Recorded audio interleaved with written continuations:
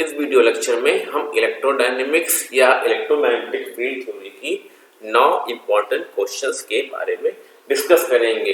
ये problems BSc या BTech के एंड सेमेस्टर एग्जामिनेशन में भी आ सकती है।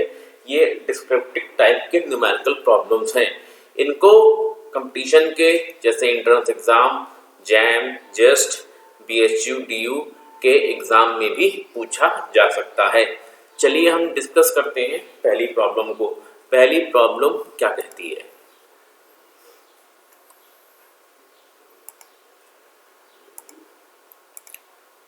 पहली प्रॉब्लम में two vectors are defined as a equal to 4i minus 3j plus 2k, b equal to 3i plus 4j minus 2k। Calculate a dot b and a cross b and mod of a cross b। Means unit vector निकालना है, दोनों का mod निकालना है, magnitude निकालना है a cross b का। Also calculate the unit vector of a cross b। ठीक है, पहले हमने क्या किया, वेक्टर a और वेक्टर b को डिफाइन कर लिया। प्रॉब्लम में वेक्टर a आपका क्या है, 4i minus 3j plus 2k, b equal to 3i plus 4j minus 2k। अब a डॉट b करते हैं। आपको पता है a डॉट b करने पे i dot i, j dot j, k dot k ही का मल्टीप्लिकेशन डॉट होता है, अन्य का डॉट नहीं होता है क्योंकि i j k के बीच में आपस में एंगल 90 होता है। इस कारण से इसका मैग्नीट्यूड, इसका मैग्नीट्यूड, इसका j का मैग्नीट्यूड दूसरे के j के मैग्नीट्यूड से, तीसरे k का मैग्नीट्यूड दूसरे वेक्टर के मैग्नीट्यूड से मल्टीप्लाई किया जाता है। तो क्या आएगा, 4 क्रॉस 3 का 12 minus 3 cross 4 minus 12, 2 cross minus 2 minus 4। आपका जो टोटल आएगा करने के बाद 12 कट गया, माइनस 4 बचा, तो a डॉट b आपका माइनस 4 आएगा। a क्रॉस b का फॉर्मूला क्या होता है, आपको डिटरमिनेंट बनानी पड़ती है, i j k लिखना होता है। फिर हम पहले इसके a के कंपोनेंट्स को लिख लेते हैं। i के साथ 4 है, j के साथ माइनस 3 है, k के साथ 2 है। b के कंपोनेंट को लिख लेते हैं जो कि 3, 4 और माइनस 2 है, और इसको डिटरमिनेंट के तौर पे सॉल्व करते हैं। सॉल्व करने के बाद minus 2i plus 14j plus 25k आया है। अब इसका मॉड लेंगे तो पता है आपको, उसका स्क्वायर रूट लेते हैं। जितने भी आपका ये माइनस 2, 14 और 25, इनका स्क्वायर का सम का स्क्वायर रूट लेते हैं। तो इसका स्क्वायर क्या होगा, माइनस 2 का 4, 14 का 196, 25 का 625, जो कि हमने यहाँ पे शो किया है, और दोनों का सम आपका 825 आ जाता है। अब यूनिट वेक्टर निकालना होता है, तो a cross b upon magnitude of a cross b, जो कि हमने यहाँ पे निकाला है, डिवाइड किया और ये लिख दिया, ये आपका यूनिट वेक्टर हो गया। इस प्रॉब्लम में हमें इतना ही करना था। अब दूसरी प्रॉब्लम देख लेते हैं। A vector is given as a equal to I plus j plus k, calculate the angle between vector a and x axis। ठीक है, तो पहला मैंने ये किया कि वेक्टर को लिखा, vector a equal to I plus j plus k, इसका मैग्नीट्यूड ले लिया। मैग्नीट्यूड क्या आएगा, रूट ऑफ 1 प्लस 1 प्लस 1, क्योंकि 1 का स्क्वायर 1 ही होता है, इक्वल टू रूट 3। अब एक्स एक्सिस को कैसे लिखा जाता है आपको पता है। अगर एक्स एक्सिस लिखा गया जिसको वेक्टर b से यहाँ पे शो किए हुए हैं, इक्वल टू i, अगर ऐसे ही आपको y एक्सिस लिखना होता उसको j से शो करते, और अगर z एक्सिस लिखना होता है उसको k से शो करते। दूसरी चीज, यहाँ पे कोई भी आप देख सकते हैं, कोई भी सिंबल नहीं है। अगर कोई सिंबल नहीं होता एक्सिस के सामने तो उसको हम पॉजिटिव एक्सिस कहते हैं। अगर यहाँ नेगेटिव माइनस एक्स लिखा होता तो यहाँ पे माइनस का हमको सिंबल लेना पड़ता। ठीक है, अगर नहीं दिया है तो आप इसको पॉजिटिव मान के चलिए। इसका मॉड क्या होगा, 1 होगा। अब देखते हैं a dot b equal to mod of a mod of b cos theta. Theta आपका एंगल है a और b का, मीन्स आपका वेक्टर a और एक्स एक्सिस के बीच का एंगल है। ठीक है, इन दोनों का डॉट लेंगे तो पता है आपको कि 1 ही आएगा। इसका मॉड 3 है, इसका 1 है, कॉस थीटा। ठीक है, 1 equal to root 3 cos theta. Cos theta equal to 1 upon root 3, theta equal to cos inverse 1/√3। तो angle between x axis and vector a क्या हुआ, कॉस इनवर्स 1/√3। ये इस तरीके से सॉल्व किया जाता है। ठीक है, चलिए हम तीसरा प्रॉब्लम की तरफ बढ़ते हैं। A vector is given as 5 vector A equal to 5i minus 2j plus 3k. ठीक है, calculate the normal and tangential component of vector A when vector A meet the plane z equal to 0. ठीक है, अब यहाँ पे हम एक चीज जान लेते हैं, ये z इक्वल टू 0 दिया हुआ है। ठीक है, कैपिटल Z नहीं है। जब भी आपका स्मॉल z लिखा होता है तो वो कोऑर्डिनेट सिस्टम से उसका ताल्लुकात होते हैं, मींस पॉइंट से उसके ताल्लुकात होते हैं। ठीक है, या कैपिटल Z जहाँ लिखा होता है वो आपका एक्सिस का रिप्रेजेंटेशन है। ठीक है, होपफुली आपको समझ में आ गया होगा। अब क्या करना है हमें इसमें, normal component of plane z equal to 0 is given as k। ऐसा क्यों है, देखिए z बराबर 0 है, इसका मतलब वो जो प्लेन है वो xy प्लेन है। xy प्लेन के में उपस्थित सारे पॉइंट्स की वैल्यू में z का कंपोनेंट 0 होता है। ठीक है, अब xy प्लेन से परपेंडिकुलर दो ही बन सकते थे, या फिर az या फिर -z। यहाँ पे हमने पॉजिटिव सिंबल को टाइल लिया है। ठीक है, az दिया हुआ है, ठीक, जो कि k के बराबर है। आप माइनस के भी ले सकते हैं, लेकिन हमने यहाँ पे के लिया। माइनस के लेने के लिए आपको डिफाइन करना पड़ेगा कि आपने नीचे की तरफ लिया है। ठीक, अब नॉर्मल कंपोनेंट क्या होता है, an equal to a dot unit vector of an। ठीक है, अब इन दोनों का डॉट लेंगे तो आपका 3 आता है, ये an आपका बाहर रहेगा, ये आपका 3k रहेगा। अब यहाँ पे देखिए, जैसे ये है z equal to 0 means xy plane है, ये आपका az है, ये आपका वेक्टर आ रहा है, ये आपका एंगल जो एंगल दिया हुआ है, ठीक है, थीटा रहा। यहाँ पे एंगल निकालना नहीं है, हमें नॉर्मल और टेंजेंशियल कंपोनेंट यहाँ पे आपस में निकालने हैं। ठीक, अब टेंजेंशियल कंपोनेंट कैसे निकाला आपने, a dot an cross an। ठीक है, तो मल्टीप्लाई 3 किया गया। अब टेंजेंशियल कंपोनेंट कैसे निकालना है, a माइनस an, ये आपका नॉर्मल कंपोनेंट से टोटल वेक्टर को निगेटिव कर देंगे तो आपका क्या रिजल्टेंट आ जाएगा, 5i माइनस 2j। ठीक है, तो इस तरीके से हम वेक्टर के नॉर्मल और टेंजेंशियल कंपोनेंट को निकालते हैं। ठीक, तो अगली प्रॉब्लम क्या कह रही है, अगली प्रॉब्लम आप देख रहे हैं, if the vector f is irrotational find the constant abc where f equal to x plus 2y az I, b x minus 3y minus z 4x plus 3y plus 2z k। ठीक है, अब ये vector दिया गया है और ये कहा गया है ये रोटेशनल नहीं है। ठीक है, जब कोई वेक्टर रोटेशनल नहीं होता है इसका मतलब क्या होता है, curl of vector equal to 0 है।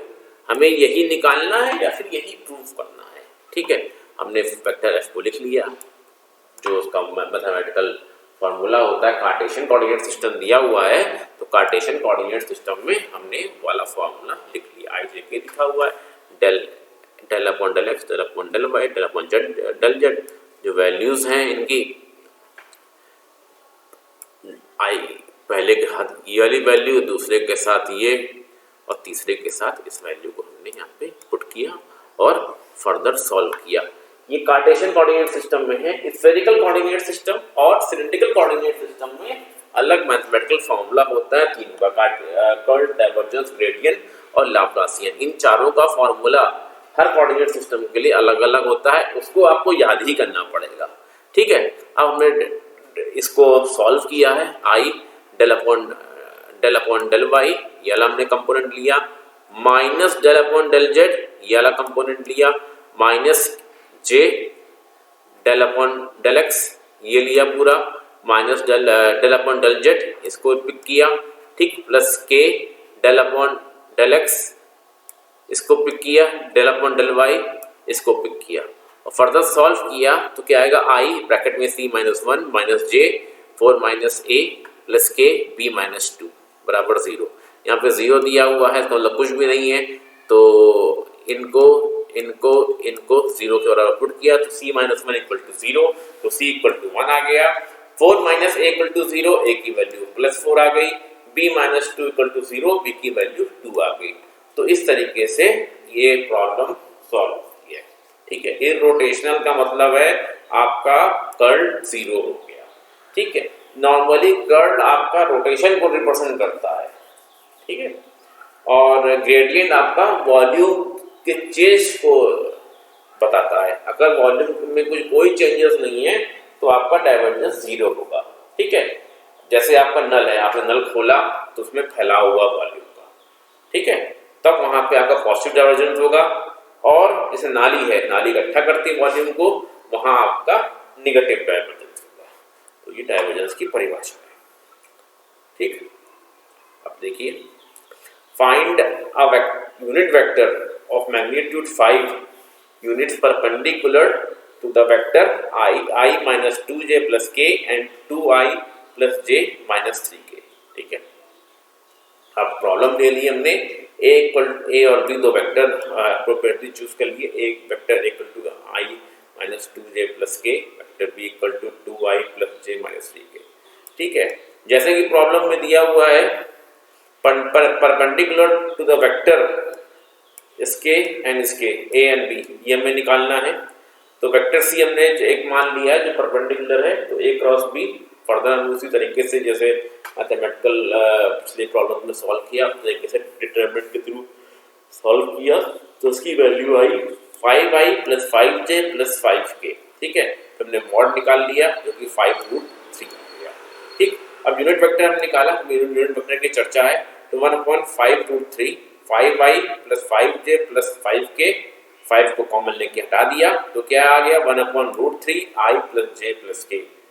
ठीक है, अब वेक्टर ऑफ मैग्नीट्यूड देखिए यहाँ पे साफ साफ दिया गया है 5 मैग्नीट्यूड है उसका। ठीक है, तो हमें यहाँ पे 5 से मल्टीप्लाई करना है, ये आपका फाइनल आंसर आ जाता है। ठीक है, अगर मैग्नीट्यूड की चर्चा नहीं होती तो हमें यहीं पे ही खत्म कर देना। ठीक, अब बढ़ते हैं अगले क्वेश्चन की तरफ। तो अगला जो क्वेश्चन है वो फिर एक रोटेशनल और सोलेनॉइड का क्वेश्चन है। रोटेशनल के लिए आपको कर्ल उसका 0 करना होता है और सोलेनॉइड के लिए आपको डाइवर्जेंस 0 करना होता है। ठीक है, और वेक्टर ए दिया हुआ है जो कि yzi plus xzj plus xyk। ठीक है, ये कार्टेशियन कोऑर्डिनेट सिस्टम में है, ये आपका वेक्टर ए दिया हुआ है। ठीक है, तो curl of a equal to 0, ये आपको पता है अगर रोटेशनल होगी तो curl of a equal to 0 होगा। ठीक है, ये हमें शो करना है, 0 यहाँ लाना है। फर्दर उसी तरीके से कार्टेशियन कोऑर्डिनेट सिस्टम में है तो उसको हमने उसी के मैथमेटिकल फॉर्मूले में रखा, i j k del upon del x del upon del y del upon del z. इसका एक्स का कंपोनेंट रखा y z x z x y. ठीक है, कैसे डिटरमिनेंट को सॉल्व करते हैं उसी तरीके से हम इसको सॉल्व कर रहे हैं। आई क्या आएगा del upon del y x y. ठीक है, del upon del z x z, इसको सॉल्व करेंगे आपको पता है एक्स और एक्स ही आएगा, माइनस जे ये रहा। फिर क्या आएगा del upon del x x y minus del upon del z y z. ठीक है, इसका आप करेंगे तो y बचेगा, इसका करेंगे तो y बचेगा, तो क्या आ गया y माइनस वाई। ठीक है, अब k का कंपोनेंट देखते हैं, del upon del x x z minus del upon del y y z. ठीक है, ये देखिए यहाँ पे लिखा है, इसकी वैल्यू क्या आएगी जेड आई, इसकी वैल्यू जेड आई, ये जेड। अगर सॉल्व करेंगे तो इसका रिजल्टेंट 0 आ रहा है, 0 बराबर 0 LHS बराबर RHS। तो इसका मतलब क्या हुआ, ये वेक्टर फील्ड आपकी इररोटेशनल है। ठीक, अब क्या करते हैं, डाइवर्जेंस निकालना है हमें। ठीक है, divergence of a equal to del a x upon del x plus del y plus del a Z. ठीक है, ये है ए एक्स और ए वाई ए जेड हमने निकाल लिए। पिछले जो उसका भाग थे, पहला भाग था, इसी के तरीके से हमें निकालना है। अब देख रहे हैं डल डल एक्स वाई जेड प्लस डल डल वाई एक्स जेड प्लस डल डल जेड एक्स वाई दिया हुआ है। अगर इसको डिफरेंशिएशन करेंगे तो 0 आएगा। कैसा डिफरेंशिएशन है? पार्शियल डिफरेंशिएशन, इसमें 0 आएगा। सेम चीज यहाँ होगी और सेम चीज यहाँ पे होगी, तो टोटल जो रिजल्टेंट है यहाँ पे होगा वो 0 प्लस 0 प्लस 0 होगा, ठीक है, और ये 0 आ जाएगा। तो ये आपकी ऐसे सॉल्यूशन, ठीक। अब देखते हैं अगला question. Express 2xi plus 3y square plus xz के इन सिलेंड्रिकल कोऑर्डिनेट सिस्टम, ठीक है। ये आपका वेक्टर कार्टेशियन कोऑर्डिनेट सिस्टम में दिया हुआ है, इसको हमें सिलेंड्रिकल कोऑर्डिनेट सिस्टम में रिप्रेजेंट करना है, ठीक है। अब आपको पता है, जब आपको पता है कि सिलेंड्रिकल कोऑर्डिनेट सिस्टम में 3 एक्सिस होते हैं, कौन कौन से होते हैं? रो, फाई, जेड होता है। जो आपका रो होता है वो रेडियल वेक्टर होता है, ठीक है। रेडियल वेक्टर कैसा है? Perpendicular distance from positive Z axis, ठीक है। और फाई आपका एंगुलर कंपोनेंट है और जेड आपका वो जेड एक्सिस से कितनी डिस्टेंस है उसी को शो करते हैं, ठीक है। चलिए देखते हैं। पहला काम हमने ये किया, इसको डिफाइन किया, a equal to 2xi plus minus 3y square j plus x z k ax ay और az को हमने यहाँ पे लिख लिया, ठीक है। अब मैथमेटिकल एक्सप्रेशन अगर छोटा एक्सप्रेशन होता है इसको इसलिए डिटरमिनेंट के फॉर्म में नहीं लिख रहे हैं या मैट्रिक्स के फॉर्म में। क्या होता है? Vector a equal to ax cos phi plus ay sin phi a rho, ये डायरेक्शनल यूनिट वेक्टर हैं तीनों, आपको ध्यान रखना है। वहाँ एक्स आई जे के हैं, वो डायरेक्शन यूनिट वेक्टर थे। माइनस साइन फाई ए एक्स प्लस कॉस फाई ए वाई ए फाई प्लस ए जेड, ठीक है। अब एक और चीज है, आपको पता है x equal to rho cos phi, y equal to rho sine phi, z equal to z. Further a x a y a z की वैल्यू को हमने सेट किया। ए एक्स इक्वल टू 2x क्या होगा? तो फिर होगा 2 rho cos phi. A y equal to minus 3 y square equal to minus 3 rho square sine square phi. A z equal to x z, तो ये क्या होगा? Rho cos phi z. और फिर हमें यहाँ पे वैल्यूज को पुट कर लेना है, ठीक है। ये वाली वैल्यूज को हमें पुट कर लेना है इस इक्वेशन में, ठीक, ठीक है। तो ये सॉल्व करके आपका ये मैथमेटिकल एक्सप्रेशन, इस तरह के questions normally end semester examination में पूछे जाते हैं। कंपटीशन में आपका कैलकुलेशन थोड़ा सा इजी होता है। आप अगर सॉल्व होने लायक प्रॉब्लम होगी तो 1 मिनट में हो जाएगी, नहीं तो वो प्रॉब्लम बहुत टिपिकल प्रॉब्लम होती है। चलिए अब आगे बढ़ते हैं। हमें वेक्टर दिया हुआ है 2yi plus minus Z J plus X के, इसको स्फेरिकल कोऑर्डिनेट सिस्टम में इसको कन्वर्ट करना है, ठीक है। अब जान लीजिए स्फेरिकल कोऑर्डिनेट सिस्टम क्या होता है। तो हम प्रॉब्लम को शुरुआत करने से पहले अगर वेक्टर ए की फॉर्म लिख दी, vector A equal to 2i minus Z J plus X K, ठीक है। इसको हमने इस फॉर्म में लिख लिया, ठीक। अब हमने ए x a y a z को यहाँ डिफाइन कर दिया है, ठीक है। ये आपके यूनिट वेक्टर के साथ जो कंपोनेंट दिए होते हैं।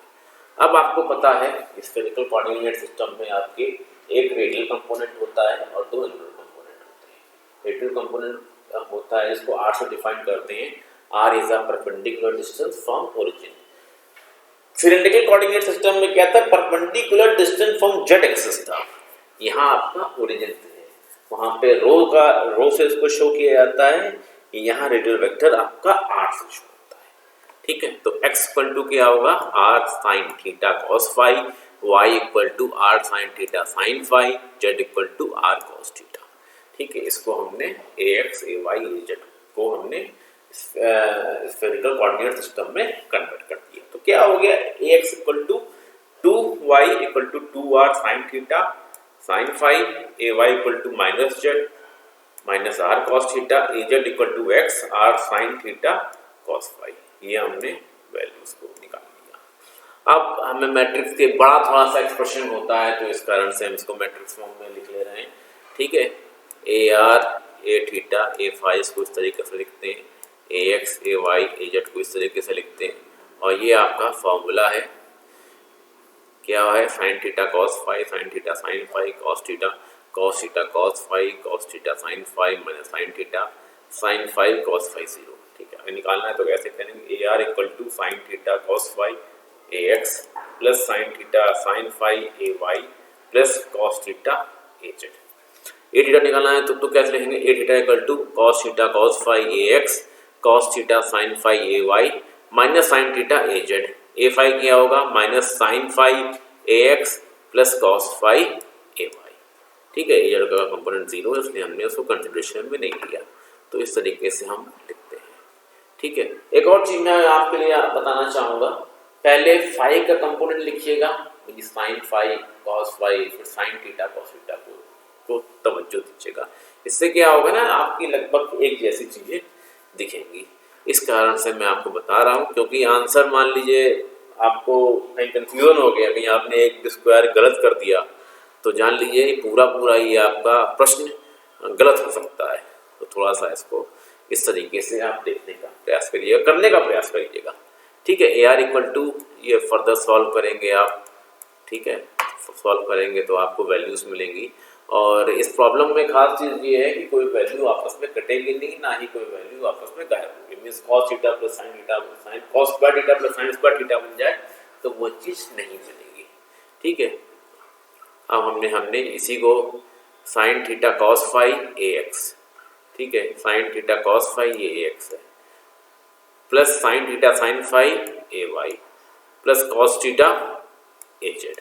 ठीक है, मल्टीप्लाई किया, फर्दर सॉल्व किया तो क्या आया, 2r sine square theta cos phi sine phi minus r sine phi sine theta cos theta plus r sine theta cos theta cos phi. इसी तरीके से हम ए थीटा और ए फाई निकालेंगे। निकालने के बाद जो फॉर्मूला होता है स्फेरिकल कोऑर्डिनेट सिस्टम में वेक्टर का, vector A equal to A R plus A theta plus A phi, ये A R A theta A phi ये तीनों जो डायरेक्शनल यूनिट वेक्टर हैं ये उसके एसोसिएट कंपोनेंट हैं। ठीक है, जिसको आप यहाँ पे आप निकाल रहे हैं। ठीक है, और हमें जस्ट वैल्यू पुट कर देनी है बस, और कुछ नहीं करना है, और ध्यानपूर्वक वैल्यू पुट करिएगा। ठीक है, तो इस तरह से क्वेश्चन थोड़ा सा गलत नहीं होगा, क्योंकि एक साइन या एक स्क्वायर आपने कहीं लगा दिया या कुछ कर दिया ऐसा, तो उस चक्कर से आपका पूरा प्रश्न गलत हो सकता है।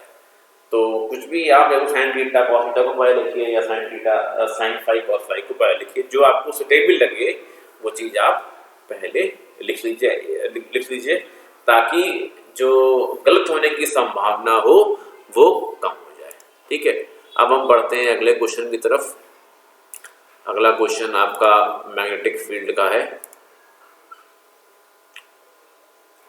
The magnetic field of uniform plane wave in vacuum is given by H X Y Z T equal to I plus 2j plus B K cos omega T plus 3x minus Y minus Z.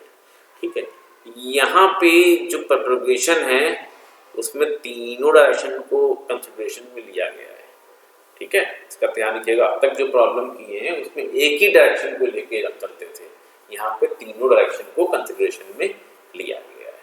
ठीक है, और हमें क्या करना है, हमें इसकी value निकालनी बी की। ठीक, पहला तो काम ये कि एक्सप्रेशन को हमने लिख लिया। अगर इस तरह के क्वेश्चन आपके थ्योरी एग्जाम में आते हैं तो आपने कहा पहला काम एक क्वेश्चन लिखना।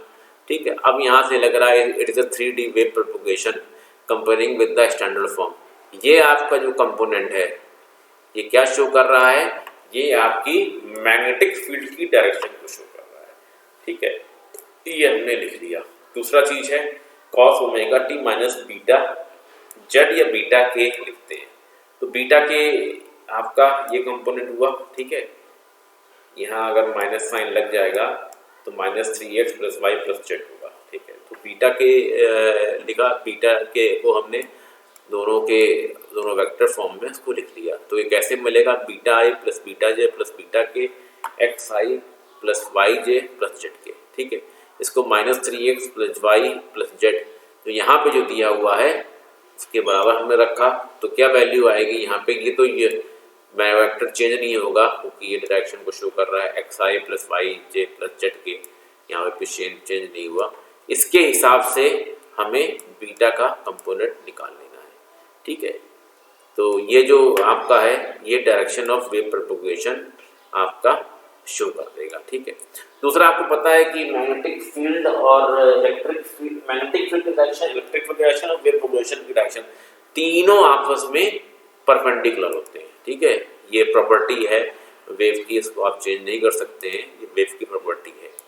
ये मैंने लिखा हुआ है, we know that direction of magnetic field and direction of wave propagation is perpendicular to each other. अगर जब परपेंडिकुलर है तो दोनों के बीच का जो डॉट प्रोडक्ट है वो 0 के बराबर होगा, ठीक है। अब डॉट प्रोडक्ट हमने निकाला, -3 + 2 + b = 0, -1 b = 0, b = 2 + 1। तो हमने इस वीडियो में 9 डिफरेंट टाइप की मैथमेटिकल प्रॉब्लम्स के बारे में डिस्कस किया, जो कि बीएससी या बीटेक के सेमेस्टर एग्जामिनेशंस या ईएलटी एग्जामिनेशंस में पूछी जा सकती हैं, ठीक है। दूसरा, इस तरह की प्रॉब्लम्स आपके एंट्रेंस एग्जाम में भी पूछे जा सकते हैं, ठीक है, जैम हुआ, जेट हुआ या एमएससी के एंट्रेंस एग्जामिनेशन में, ठीक है। तो आशा करता हूँ आपको ये वाला जो वीडियो लेक्चर है अच्छा लगा होगा और आपने कुछ ज्ञान अर्जन किया होगा। ऐसे ही वीडियोस को देखने के लिए, बीएससी के सब्जेक्ट्स के लिए, आप इस चैनल को सब्सक्राइब कर सकते हैं। समय देने के लिए बहुत बहुत धन्यवाद।